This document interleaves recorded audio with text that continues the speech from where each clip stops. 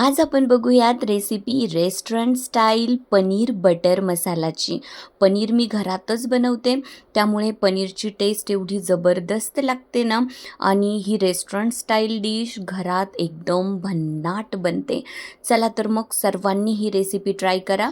रेसिपीला सुरुवात करूयात. अगदी थोड्याशा साजूक तुपामध्ये 4 मध्यम आकाराचे कांदे रफली उभे कट करून ॲड केलेत आणि कांदा छान पारदर्शक होईपर्यंत परतवून घेतला. 2 मध्यम आकाराचे टोमॅटो मोठमोठे कट करून ॲड केलेत. 10-12 बदाम आणि एक 6-7 काजू ॲड केलेत. एक बाजूला मी मस्त माझ्यासाठी व्हेजिटेबल्ससुद्धा फ्राय केले होते. एकदम जबरदस्त बनतात. हे रेसिपी मी चॅनलवर शेअर केलेली आहे.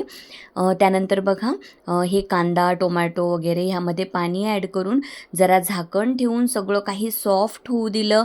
एकदम छान सॉफ्ट झालं की एका बाउलमध्ये ट्रान्सफर करून घ्यायचं आणि छान थंड झालं की याची मिक्सरमधून छान फाईन पेस्ट बनवून घ्यायची. नंतर एका कढईमध्ये 1 चमचा तेल आणि 1 चमचा बटर ॲड करायचं. बटर नक्की ॲड करायचं, कारण आज आपण बनवत आहोत पनीर बटर मसाला. नंतर हे सगळं गरम झाल्यानंतर ह्यामध्ये काश्मीरी लाल मिरची पावडर, थोडीशी हळद पावडर आणि घरातीलच साधं लाल मिरची पावडर ॲड केलं. 1 टेबलस्पून एवढी अद्रक लसूणची पेस्ट ॲड करून छान सगळं काही परतवून घ्यायचं. तयार केलेली कांदा टोमॅटोची पेस्टसुद्धा ह्यामध्ये ॲड करायची आणि मस्त सगळं काही मिक्स करून घ्यायचं आणि ही पेस्ट आता जरा हाय फ्लेमवर मस्त परतवून घ्यायची. इतकी छान परतवून घ्यायची की कसलाही कच्चा वास ह्या पेस्टला शिल्लक राहायला नको. नंतर मी 1.5 टेबलस्पून एवढा होममेड गरम मसाला ॲड केला. हा माझा ऑल इन वन गरम मसाला आहे. ह्याचीसुद्धा रेसिपी मी चॅनलवर शेअर केलेली आहे. आणि ह्यासोबतच मी कसुरी मेथीसुद्धा ॲड केली आणि सगळं काही मस्त मिक्स करून घेतलं, परतवून घेतलं. नंतर भरपूर अशी कट केलेली कोथिंबीर ॲड केली. कोथिंबीर मला खूप जास्त प्रमाणात आवडते, त्यानुसारच मी ॲड करते. तुम्हाला जशी आवडत असेल त्यानुसार तुम्ही प्रत्येक इन्ग्रेडियंट ॲड करायचं आहे. हे माझं होममेड पनीर आहे. हे पनीर मी छान कट करून ॲड केलं. आता ह्या स्टेजला तुम्ही पनीर तेलामध्ये थोडंसं फ्राय करून सुद्धा ॲड करू शकतात, पण मला असंच आवडतं म्हणून मी असंच ॲड करते. थोडंसं पाणी टाकून सगळं काही हलक्या हाताने मिक्स करून घ्यायचं.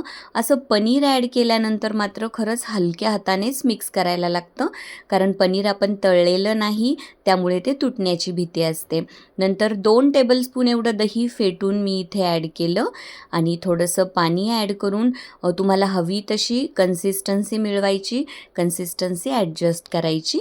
नंतर 1 टेबलस्पून एवढी मी घरातीलच मिल्क क्रीम ॲड केली आणि सगळं काही मस्त मिक्स करून घ्यायचं. झाकण ठेवून छान एक उकळी येऊ द्यायची.